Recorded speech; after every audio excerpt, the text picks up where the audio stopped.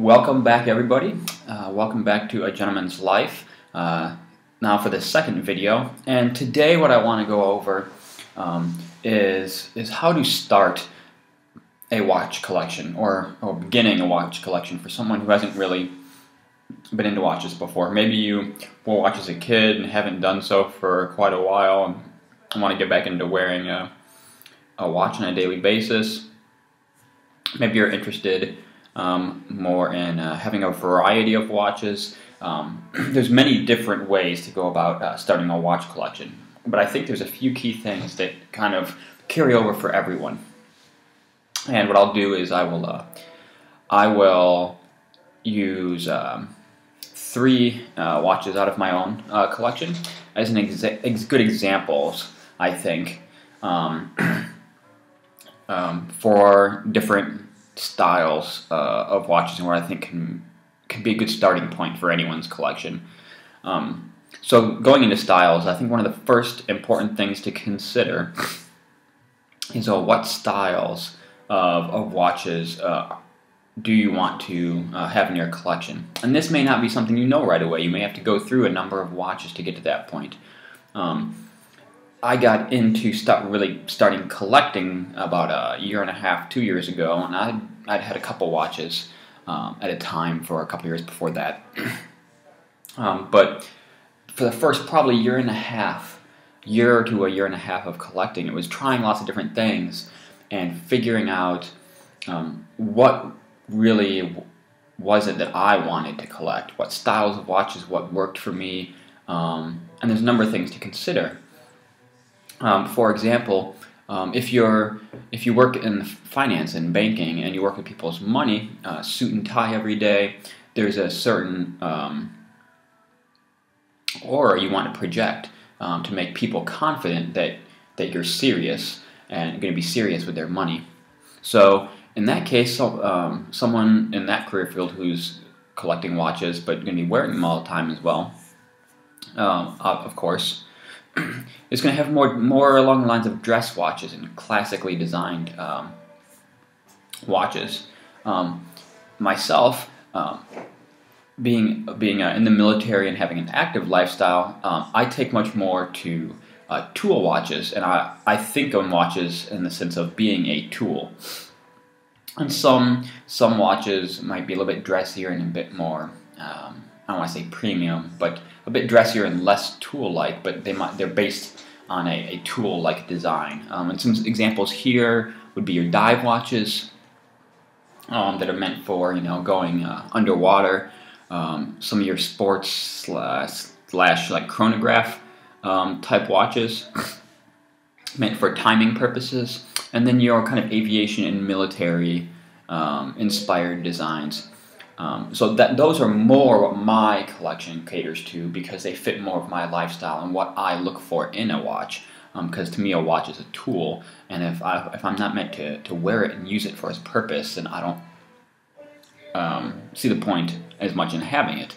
But that's more getting into my own philosophy, and I'll cover that in a separate video.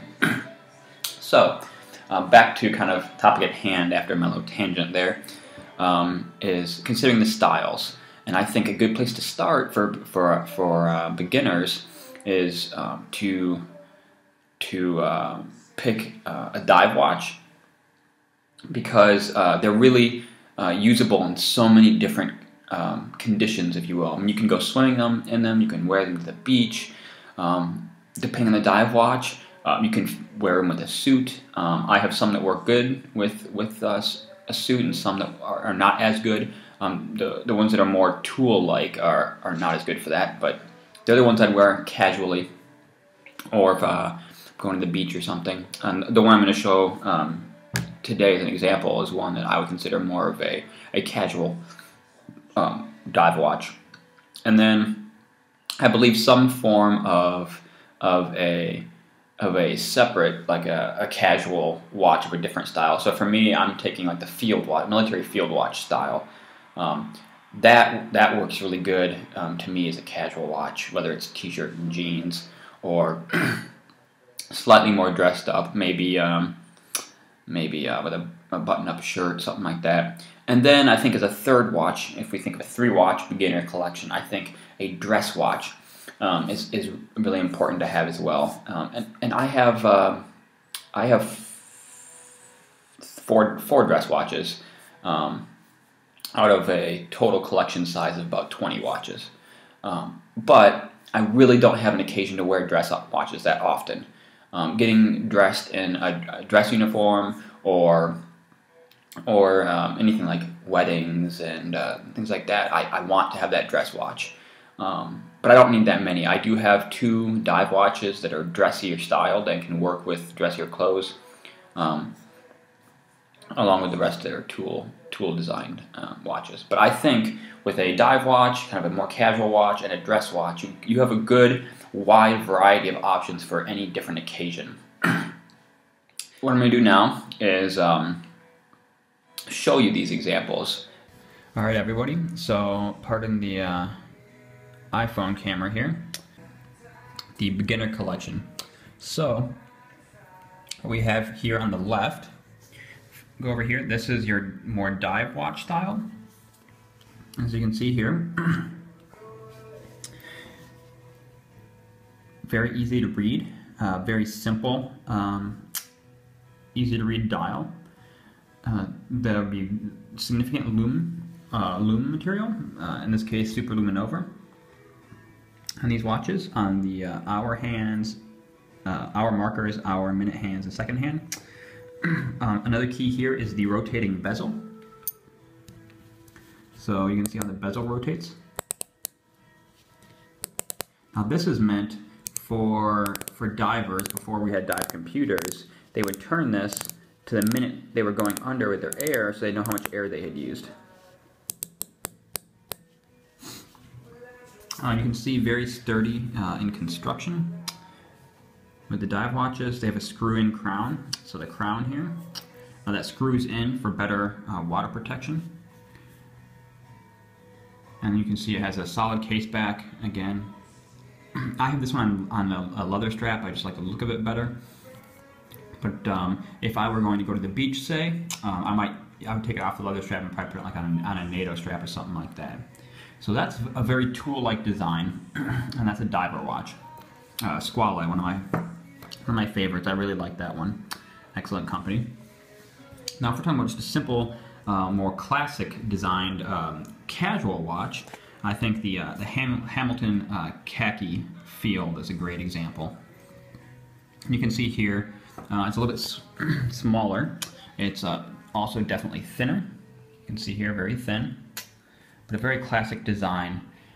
Just a case and then bezel. In this case, the bezel is polished, but the case is brushed. So it's a little bit of a dressier variation of a field watch. You can see, once again, really easy to read. You've got the hour indicators, and followed by a smaller circle inside of the 24-hour indicators, which comes from that military design. And then on the outside, you can see all the indices for the seconds and the second numbers. And then again, easy to read hands, the sword hands, and then the date function. The crown does not screw down, so it's less waterproof. And you can see the back has a sapphire case back, so that is also part of lack of, or lesser waterproofing there. So I think that's a really great example of a more casual non-diver's watch. So I think those two go really well together. Right now I have them both on brown straps because I have a number of other divers that are on other types of straps. This is my diver that's on a brown strap. But if these were two of my only 3 watches, obviously I would do that a little bit different. And then you have a dress watch. Again, not a screw-down crown as well, so less water resistance here. But you can see much more classic design. You can see the Roman numeral indicators, the rose gold on the rose gold on the Roman numerals and the hour and second hand. You probably can't see it from here. I'm going to try.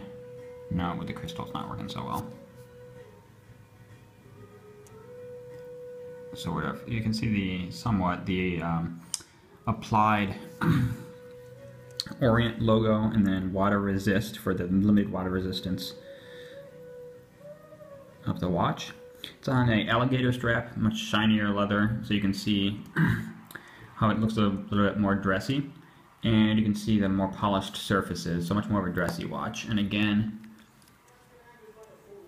here we are. So I think this is an example, and these are all, I would say, reasonably moderately priced watches.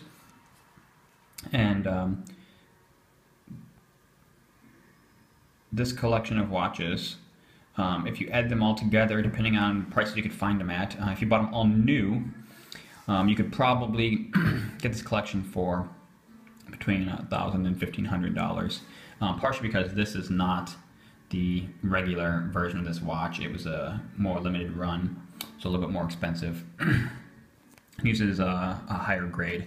But if you replace this watch, this dive watch with a cheaper dive watch, you could easily get 3 watches of 3 different styles: a diver, a more casual field watch, and a dress watch, for the $500 to $700 range. Definitely feasible. All right, see you in a second. All right, we're back, everyone. Finished talking about those watches. So let's go into the budget we're talking about here. And some people argue that you should go for the highest budget you can afford. I somewhat disagree with that, and that I think by starting closer to the bottom of the different tiers and qualities of watches, you end up better appreciating the really nice watches when you get them. An example in my history would be, one of the first, or the first automatic watch I bought was an Invicta dive watch, and this is that, like, bottom tier dive watch for right around $100, just under. And then I followed that up with some other watches, in that between $100 and $300 range. And I've slowly increased, and now a lot of my collection is between, most of my collection is between the $400 and $1,000 range. And then I have a couple outliers at the higher end. I've got a vintage watch that's about $1,000, and another watch is about $1,000, and then 2 watches that were significantly more, still under $5,000. But they're my high-end pieces. But I think I appreciate those pieces that much more because of working my way through these different levels and qualities. And I still have in my collection a couple watches, this Orient dress watch and a Seiko dive watch that, they're $200 watches, but they're really fantastic, and I really like them. So just because something is a watch is $200 does not make it a bad watch. A lot of it just comes down to taste and what a company can do for the money that they're utilizing. So if you wanted to start a 3-watch collection like this, and you didn't want to go for that kind of bottom end tier, I think your best bet is to start, in that like $150 to $400 tier, or what I consider like the second level of watches. You can get some pretty nice Seiko or Orient watches in that range. This Orient dress watch falls within that range. Orient makes a couple divers in that range, and Seiko makes a couple in that range as well that I think are really fantastic. And by going in that range, you can get yourself a nice little 3-watch collection, and in the end, you can have spent no more than $500 or $600. Whereas if you bump up 1 tier, that's going to be the price of 1 watch. And I think the key to starting that collection is starting with a few different styles. Like I said, these 3 different ones you can wear in different situations, and start finding out what it is that kind of makes you tick. Pun not necessarily intended. And the styles of watches you're going to want to collect. What I've learned for myself is I like dive watches. I like the sport sport chronograph style watches, if you will. And then I also like aviation and military-based designs. And then, of course, I also have a small number of dress watches for those occasions. And I like certain ones there as well. But if a watch doesn't really fall within one of those categories, it's not something that I'm probably going to look to add to my collection. My collection has been separated out into sub-collections, if you will, all based on those types of watches. So, considering that, I think the best things to think about watches at this point is what's your price point, what's the environment you're going to use your watch in, or how are you going to use it, beyond telling time, but professional environment and more outdoors or active environment. And then take those together and try to build a 2 or 3 watch collection of different styles that will fit for all those different things. And I think that is the best way to really start the collection. And then it becomes about developing your collection philosophy and branching out and trying different things and figuring out what it is that you really want your collection to be. But really the starting point is in my opinion, starting with the basic concepts and then branching out from there and finding out what you like. So I think I've started repeating myself a little bit too much, and I hope you all enjoyed this video, and I hope it will help you out a little bit for any of you who are looking to start collecting. If you have any questions or would like me to cover anything else in regards to either starting a collection or kind of expanding a collection, send me an email. It will be in the section below, and I will be happy to email you back, and if you would like do a video covering your questions. So just let me know. Thanks, hope you enjoyed it. Don't forget to subscribe, and I'll see you next week.